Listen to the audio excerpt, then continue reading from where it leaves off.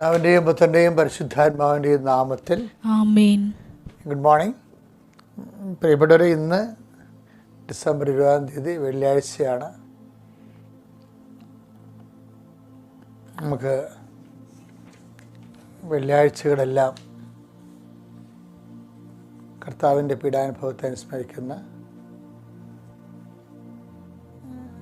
ശനിയാഴ്ചയ്ക്ക് വേണ്ട കൃപ വീണ്ടെടുക്കാൻ വേണ്ടിയുള്ള ഒരു പരിസരമാണ് വെള്ളിയാഴ്ച.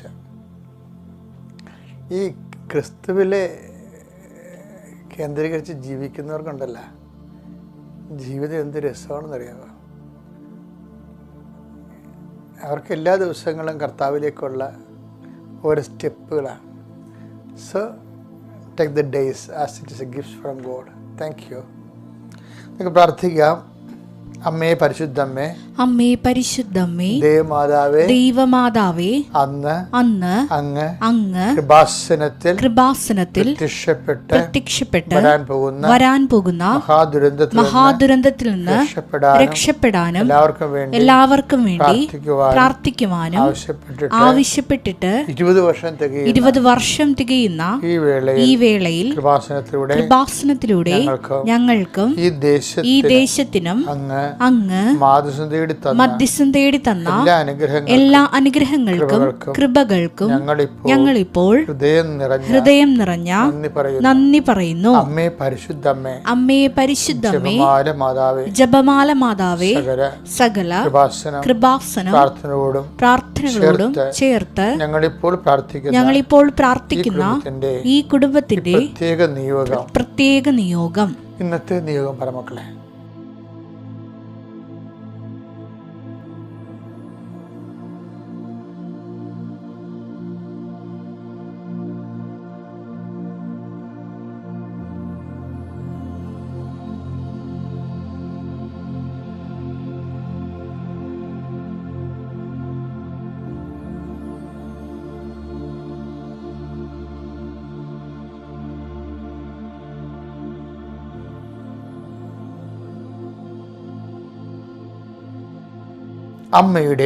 അമ്മയുടെ പ്രത്യക്ഷീകരണത്തിന്റെ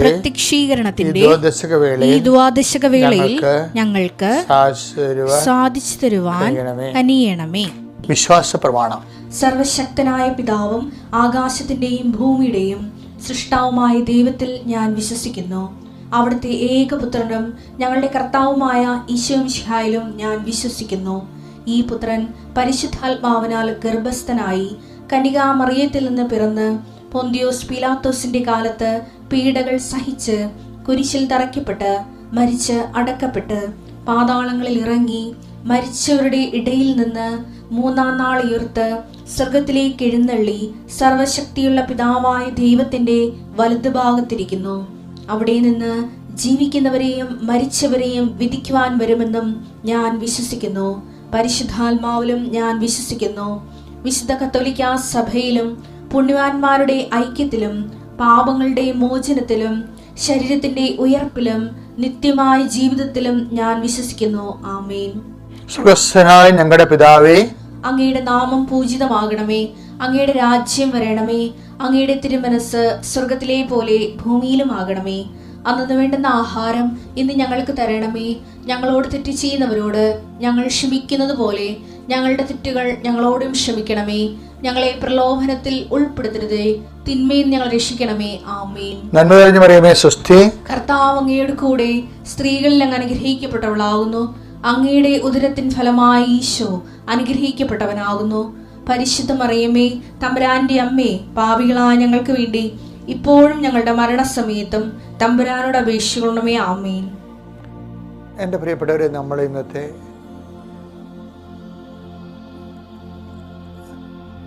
എല്ലാ വ്യാപാരങ്ങളെയും, വ്യാപാരം വെച്ചാൽ കച്ചവടമല്ല, വിനിമയം, കമ്മ്യൂണിക്കേഷൻ, വ്യാപാരം, ഇടപാടുകൾ എല്ലാം സമർപ്പിച്ച് പ്രാർത്ഥിക്കാൻ. ഞാൻ ഈ പ്രാർത്ഥനയിലേക്ക് വന്നത് എൻ്റെ തന്നെ ജീവിതത്തിൽ കിട്ടിയ അനുഭവത്തിൻ്റെ വെളിച്ചത്തിലാണ്. രാവിലെ എഴുന്നേറ്റ് എല്ലാം ഫീഡ് ചെയ്യുമെന്ന് ഞാൻ നിങ്ങൾ നേരത്തെ ഒരു ദിവസം പറഞ്ഞായിരുന്നു. ആ ഫീഡിങ് പ്രെയറാണ് ഇന്ന് അനുദിന അനുഗ്രഹ പ്രാർത്ഥനയായിട്ട് ഡെവലപ്പ് ചെയ്തിരിക്കേണ്ടത്. നിങ്ങൾക്ക് പറ്റുന്ന വേർഷനായിട്ട് മാതാവ് ഇത് ഒക്ടോബർ മാസത്തിൽ മാറ്റി ഒക്ടോബറിൻ്റെ സമ്മാനമാണ് ഇന്നിപ്പോൾ ഒത്തിരി പേര് സാക്ഷ്യം പറയുന്നുണ്ട്. നമ്മുടെ അനുദിന അനുഗ്രഹ പ്രാർത്ഥനയിൽ പങ്കെടുത്തവരും ഈ പ്രാർത്ഥനയുടെ സമയത്ത് അവരുടെ പ്രാർത്ഥന ആവശ്യങ്ങൾ ടൈപ്പ് ചെയ്ത് കയറ്റുന്നവരുണ്ടല്ലേ. നിയോഗം വെച്ച് പ്രാർത്ഥിക്കുന്നവർ, നിങ്ങൾക്ക് സാധിക്കട്ടെ എന്ന് പ്രാർത്ഥിക്കുകയാണ്. കർത്താവേ, നിൻ്റെ ഉന്നതമായ നാമത്തിന് സ്തോത്രം ചെയ്യുന്നു. കർത്താവേ, നിൻ്റെ വിശുദ്ധ പൗരോഹിത്യത്തെ മഹത്വപ്പെടുത്തണമേ. കർത്താവേ, സഭയിലുള്ള സാന്നിധ്യം പ്രകടമാക്കണമേ. അമ്മേ, പരിശുദ്ധ അമ്മേ, ദേവമാതാവേ, എല്ലാ മക്കൾക്കും വേണ്ടി ഈ നിമിഷം മധ്യസ്ഥം വായിക്കണമേ. എല്ലാ വിശുദ്ധന്മാരെ, മലക്കന്മാരെ, രക്തസാക്ഷികളെ, സൽപ്രവൃത്തികൾ കൊണ്ട് കർത്താവിൻ്റെ തിരുസ്ഥനിൽ നിൽക്കുന്ന ഭൂമിയിലുള്ള എല്ലാ സുവിശേഷ സാക്ഷികളെ, ഞങ്ങൾക്ക് വേണ്ടി നിങ്ങളുടെ സൽപ്രവൃത്തികൾ ഞങ്ങൾക്ക് തുണയാകട്ടെ. കർത്താവേ, നിൻ്റെ തിരുമുറിവാർന്ന വലതുകരം, ആണിപ്രതാർന്ന അത്ഭുതകരം ഓരോ മകൻ്റെ മേലും മകളുടെ മേലും വെക്കണമേ. മനസ്സിടിഞ്ഞു പോയ മക്കളുടെ കർത്താവേ, മാനസിക പിരിമുറുക്കം കൊണ്ട് ഇന്നലെ രാത്രി ഉറങ്ങാത്തവരുണ്ട് ഈശോയെ. ഇന്നലെ രാത്രി തിരിഞ്ഞും മറിഞ്ഞും കിടന്ന് താമസിച്ചവരുണ്ട് ഈശോയെ. ഇന്നലെ ഭാര്യയും ജീവിത പങ്കാളിയുടെ വഴക്കിട്ടവരുണ്ട് ഈശോയെ. അതിൻ്റെ പേര് ഉറങ്ങാതെ കിടന്നവരുണ്ട്. മക്കളുമായിട്ട് വഴക്കിട്ട് മക്കളുടെ ചില ദുർനടപ്പുകളോ അല്ലെങ്കിൽ അഭിപ്രായ വ്യത്യാസം കാരണം അവരുടെ പ്രാർത്ഥനാക്കുറവും പിന്നെ അവരുടെ പ്രാർത്ഥനയ്ക്കെതിരെ ദൈവത്തിനെതിരെ സംസാരിക്കുന്ന കാരണം അതിൻ്റെ ഭാരമൊക്കെ ഏറ്റിട്ട് ഉറങ്ങാൻ പറ്റാതെ പോയ മക്കളുണ്ട്. അങ്ങനെ ഓരോരോ തരം വിഷമതകൾ. Help those who have all kind of travails. കർത്താവ് വചനം ഓർക്കുമ്പോൾ കേൾക്കുമ്പോൾ ഞങ്ങൾക്കൊരാശ്വാസമുണ്ട്. 1:4 എല്ലാ തരത്തിലും ഭാരപ്പെടുന്നവരെ ആശ്വസിപ്പിക്കാൻ, എല്ലാ തരത്തിലും ഭാരപ്പെടുന്നവരെ ആശ്വസിപ്പിക്കുന്നവർ തിരുച്ചിത്തമാണെങ്കിൽ കർത്താവ് അതനുസരിച്ച് കൊണ്ട് ഈ പ്രാർത്ഥന കൂടുന്ന, ഡെയിലി ബ്രെഡ് കൂടുന്ന, ഈ അനുഗ്രഹ പ്രാർത്ഥന കൂടുന്ന എല്ലാവരുടെയും എല്ലാ പ്രശ്നങ്ങളെയും നീ കർത്താവ് നീ ഏറ്റെടുക്കണം. ഈശോയെ, സുഖം പ്രാപിക്കാൻ ആഗ്രഹമുണ്ടോ എന്ന് ചോദിച്ചു കർത്താവേ.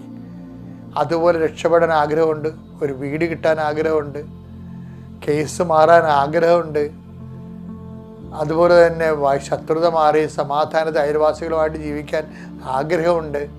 പക്ഷെ നോബഡി ടു ഹെൽപ്പ് എന്ന് അയാൾ പറയണത്, ആ തറവാരോഗി യോഹന്നാൻ 5:7 പറയണത്, എന്നെ സഹായിക്കാൻ ആരുമില്ലെന്നാണ് പറയണത്. കർത്താവ്, ആരുമില്ലാത്തവർക്ക് നീ മാത്രമേ ഉള്ളൂ എന്ന് ഓർക്കണമേ കർത്താവ്. അങ്ങനെയാണല്ലോ കർത്താവ് 38 വർഷത്തിന് ശേഷം ആ മനുഷ്യൻ്റെ അടുത്തേക്ക് നീ വന്നത്. അതുപോലെ കർത്താവ്, ഈ പ്രാർത്ഥന കൂടി ആരുമില്ല സഹായിക്കാൻ. കർത്താവ്, ചില കാര്യങ്ങൾക്ക് ചിലരുണ്ട്, പക്ഷേ എല്ലാ കാര്യങ്ങൾക്കും എല്ലാവരും ഇല്ല. അതാണ് നമ്മുടെ അവസ്ഥ, അതാണ് ദൈവത്തിൻ്റെ സ്പേസ്. എല്ലാ കാര്യങ്ങൾക്കും ദൈവം മാത്രമേ ഉള്ളൂ. അത് കണ്ട കർത്താവ്, അത് മനസ്സിലാക്കാനും തിരിച്ചറിഞ്ഞുകൊണ്ട് നിന്നെ ആ സ്പേസിലേക്ക് നിൻ്റെ തിരുസന്നിധിയിൽ സമർപ്പിതരാകാൻ ഞങ്ങളെ അനുഗ്രഹിക്കണമേ. ജീവിത ഭാരങ്ങളെ, ജീവിത വിനിമയങ്ങളെ, സഞ്ചാരങ്ങളെ, സംസർഗങ്ങളെ, സംബന്ധങ്ങളെ എല്ലാം സമർപ്പിച്ച് പ്രാർത്ഥിക്കുന്നു. ദൈവത്തിൻ്റെ കരുണ നിങ്ങളിലേക്ക് ആവശ്യിക്കട്ടെ.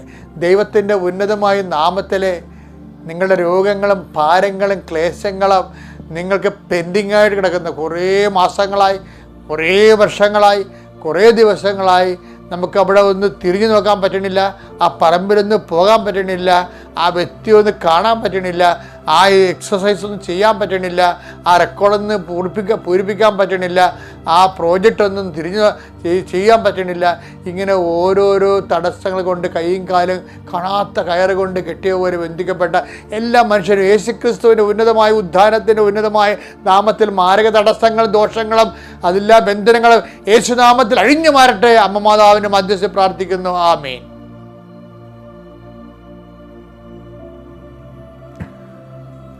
We come to the prayer. സങ്കീർത്തനം 110:1 വായിക്കുകയാണ്. ഇന്നത്തെ ഡെയിലി ബ്രെഡ് അതാണ്. കർത്താവ് എൻ്റെ കർത്താവിനോട് അരുൾ ചെയ്തു, ഞാൻ നിന്റെ ശത്രുക്കളെ നിന്റെ പാദപീഠമാക്കുവോളം നീ എൻ്റെ വലതുഭാഗത്തിരിക്കുക. എൻ്റെ പ്രിയപ്പെട്ട, ഇതിനൊരു വിഷയം എന്താ അറിയാവോ? ഞാൻ ഈ പ്രാർത്ഥന ഇപ്പം പറയാൻ കാര്യമേ, ഈ പുതിയ നിയമത്തിലും പഴയ നിയമത്തിലും, പുതിയ നിയമത്തിലേക്ക് കോട്ട് ചെയ്യപ്പെടുന്ന പഴയ നിയമത്തിലെ വെളിപ്പാടുണ്ട്. അത് ഭയങ്കര കൺകറൻസ് ആണത്. ഇതുപോലെ തന്നെ പരിശുദ്ധാത്മാവ് പുതിയ നിയമത്തിലേക്ക് കട്ട് ആൻഡ് പേസ്റ്റ് ചെയ്തിട്ടുണ്ട്. ഇപ്പം അങ്ങനെ പറഞ്ഞാൽ ആൾക്കാർക്ക് മനസ്സിലാകത്തുള്ളൂ. പഴയ നിയമത്തിൽ നിന്ന് കട്ട് ചെയ്ത് പേസ്റ്റ് ചെയ്യും. പുതിയ നിയമത്തിൽ പേസ്റ്റ് ചെയ്യും. അപ്പോൾ എന്തുമാത്രം സീരിയസ് ആയിരിക്കും ആ വചനങ്ങൾ. നമുക്ക് നടപടി 2:35 വായിച്ച കട്ട് ആൻഡ് പേസ്റ്റ് വചനങ്ങൾ. കർത്താവ് എൻ്റെ കർത്താവിനോട് അരുൾ ചെയ്തു, കർത്താവ് എൻ്റെ കർത്താവിന് അരുൾ ചെയ്തു, ഞാൻ നിന്റെ ശത്രുക്കളെ നിന്റെ പാദപീഠമാക്കുവോളം നീ എൻ്റെ വലതുഭാഗത്ത് ഉപവിഷ്ടനാവുക. അത് ഈ വചനമേ ഒരു ജനകോടികളുടെ ജന്മാന്തരങ്ങളുടെ ജീവിതാനുഭവങ്ങളാണ്. അതുകൊണ്ടാണ് ഇങ്ങനെ കട്ടാപ്പീസ് വരണത്. എന്താ, ഞാൻ ഈ ദിവസങ്ങളിൽ ഒരു മനുഷ്യനെ കണ്ടുമുട്ടിയാൽ നമുക്ക് കൃപാസനത്തിൽ സാക്ഷ്യം പറഞ്ഞാലാണ് സോനു വർഗീസിൻ്റെ പ്രശ്നം. പുള്ളി ഒരു 3 ലക്ഷം രൂപ ഒരുത്തനോട് കടം വാങ്ങി. ഓരോ ഇഷ്യൂ എന്നത് ആ മനുഷ്യൻ കുറച്ച് കഴിഞ്ഞപ്പോൾ അദ്ദേഹം കൊടുത്ത ചെക്കിൽ 3 ലക്ഷത്തിന് പകരം 10 ലക്ഷമാക്കി അദ്ദേഹം കേസിന് പോയി. അപ്പോൾ അത് നോക്കി എന്തുമാത്രം ആൾക്കാർക്ക് എന്തുമാത്രം അത് ഈ ബ്ലാങ്ക് ചെക്കൊക്കെ കൊടുക്കുമ്പോൾ സൂക്ഷിക്കണം കേട്ടോ. കാര്യം നമ്മുടെ കിഡ്നി കൊടുത്താലും ചെറിയ വിലക്ക് അതിനെ വില പറഞ്ഞിട്ട് കുറച്ച് വാങ്ങിക്കാനുള്ള അർത്ഥിയുള്ള മനുഷ്യർക്കുണ്ട് ഈ ലോകത്ത്. അതുകൊണ്ടാണ് ഈശോ എപ്പോഴും പ്രലോഭനത്തിൽ ഉൾപ്പെടുത്തരുത് എന്ന് പറയുകയും അത് പ്രൊട്ടക്ഷൻ പ്രെയർ വേണം. നമുക്ക് എപ്പോഴും നമ്മൾ ലാറ്റിൻ കുർബാനയിലെ ഒരു പ്രാർത്ഥനയുണ്ട്, എനിക്ക് ഭയങ്കര ഇഷ്ടമാണ്. കർത്താവ് എല്ലാ തിന്മകളും നിങ്ങളെ മോചിക്കണമേ, ഈ കാലയളവിൽ ഞങ്ങൾക്ക് സമാധാനം നൽകണമേ, പാപത്തിൽ നിന്നും അസ്വസ്ഥതകളിൽ നിന്നും ഞങ്ങളെപ്പോഴും കാരുണ്യപൂർവ്വം കാത്തുകൊള്ളണമേ. നിത്യസൗഭാഗ്യവും രക്ഷകനായ യേശുക്രിസ്തുവിൻ്റെ പുനരാഗമനവും ഞങ്ങൾ പ്രതീക്ഷിക്കുന്നു. അപ്പോൾ ഇതൊരു ഡെലിവറൻസാണ്, അതേസമയം പ്രൊട്ടക്ഷനാണ്. കാര്യം എവിടെ നിങ്ങൾ ഈ കുർബാനയുടെ ഈ ഭാഗം ഒന്ന് കാണാൻ പഠിച്ചു അച്ഛൻ്റെ ഇത് കാണാൻ പഠിക്കണം നല്ലതായി കേട്ടാ. ഭയങ്കര ഞാൻ ഇടയ്ക്ക് ഒറ്റയ്ക്കിരുന്ന് വിഷമം വരുമ്പോൾ ചിലരുടെ പ്രാർത്ഥനയാണ് എന്താണ്, എന്തെങ്കിലും ഒരു സാധനം ഫേസ് ചെയ്യാൻ പോകുമ്പോഴും അല്ലെങ്കിൽ അത് ഏടാകൂടെ ആകുമോ എന്ന് നമുക്ക് മനസ്സിൽ പരിശുദ്ധാത്മാവ് ഒരു ബസ്സറടിച്ച് കഴിഞ്ഞാൽ ഞാൻ പറയും, കർത്താവേ എല്ലാ തിന്മകളും നിങ്ങൾ മോചിക്കണമേ. കാര്യം ഇതുപോയി നമ്മൾ ബ്ലാങ്ക് ചെക്കപ്പോഴും അത് തിന്മയാണ്. ശരിക്കും പറഞ്ഞാൽ നമുക്ക് വരാൻ പോണ തിന്മയാണ്. എന്നിട്ട് ഈ മനുഷ്യൻ പറയണേ, ഞാൻ ഉടമ്പടി എടുത്തിട്ട് ഞാൻ ആ നാടകശാലയുടെ അടുത്താണ് നിന്നിരുന്നത്. നാടകശാല എന്ന് പറയുമ്പോഴേ നമ്മുടെ ഉടമ്പടി എടുക്കാൻ വരുമ്പോൾ കൃപാസനത്തിൻ്റെ ആദ്യം പണ്ട് ഇപ്പം നമ്മൾ കൃപാസനത്തിന് സ്കൂൾ ഓഫ് ഫോക്ക് ആർട്സ് വേറെ ചെയ്ത കാരണം ഈ സ്റ്റേജാണ് നമ്മളിപ്പോൾ ഉടമ്പടിക്ക് ഉപയോഗിക്കുക. ഉടമ്പടി സ്റ്റാർട്ട് ചെയ്യുന്ന സ്ഥലമില്ലേ, അത് സ്റ്റേജാണ്. അങ്ങനെ പുള്ളി നാടകശാല എന്ന് പറഞ്ഞു.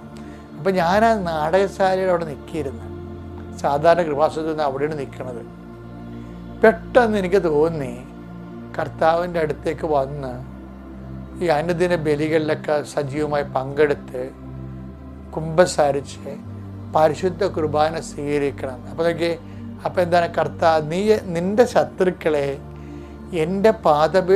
നിന്റെ പാദപീഠമാക്കുവോളോ നീ എൻ്റെ വലതുവശത്തേക്കുക. നമ്മൾ ദൈവത്തിൻ്റെ വലതുവശത്തേക്ക് ഇരിക്കുമ്പോൾ ഉടമ്പടിയുടെ ഏറ്റവും വലിയ സംഭവം തന്നെയാണ് വലതുവശത്തേക്ക് ഇരിക്കുകയാണ് നമ്മൾ ദൈവത്തിൻ്റെ. ആ ദൈവത്തെ വലതുവശിക്കുമ്പോൾ ദൈവമാണ് നമ്മുടെ ശത്രുക്കളെ നമ്മുടെ പാദപീഠത്തിൽ കൊണ്ടുവരുന്നത്.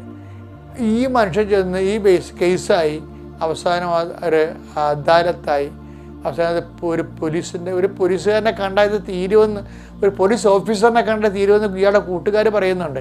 പക്ഷേ ആ പോലീസ് ഓഫീസർ ഭയങ്കര വലിയ മനുഷ്യനാണ്, അങ്ങനെ അടുത്ത് ചെല്ലാൻ പറ്റത്തില്ല നമുക്ക് സാധാരണ മനുഷ്യർക്ക്. അപ്പോൾ ഇങ്ങനെ ആര് കൊണ്ടുപോകും എന്നെ ആരും ഇല്ല എന്ന് പറയും. പക്ഷേ ഉടമ്പടി എടുത്തു കഴിഞ്ഞപ്പോൾ ഇത് പോലീസ് കേസായി കഴിഞ്ഞപ്പോൾ ഇവർ പോലീസുകാരൻ തന്നെ ഇതിൻ്റെ ഒരു കോംപ്രമൈസ് ടോക്കന് ഈ വലിയ ഓഫീസിൻ്റെ അടുത്ത് കൊണ്ടുവന്നപ്പോഴാണ് ഈ മനുഷ്യൻ ഞെട്ടിപ്പോണത്. ഞാൻ കാണാൻ ആഗ്രഹിച്ച ആളുടെ അടുത്ത് കർത്താവ് തന്നെ എന്നെ പിടിച്ചുകൊണ്ട് വന്നില്ല എന്ന്. ആ ഓഫീസർമാർ ചോദിച്ച് ആ വലിയ ഓഫീസർ ഇയാളോട് ചോദിച്ച് ഈ 3 ലക്ഷം 10 ലക്ഷം ആക്കേണ്ടി ചോദിച്ച്, നിനക്ക് നാണം ഉണ്ടാടാ, വേരെടുത്ത് തിന്നാൻ പാടില്ലടാന്ന് ചോദിച്ചു. അതോടുകൂടി ഇവന് ഉരുകിപ്പോയി. പെട്ടെന്ന് ആ സംഭവം സെറ്റായി.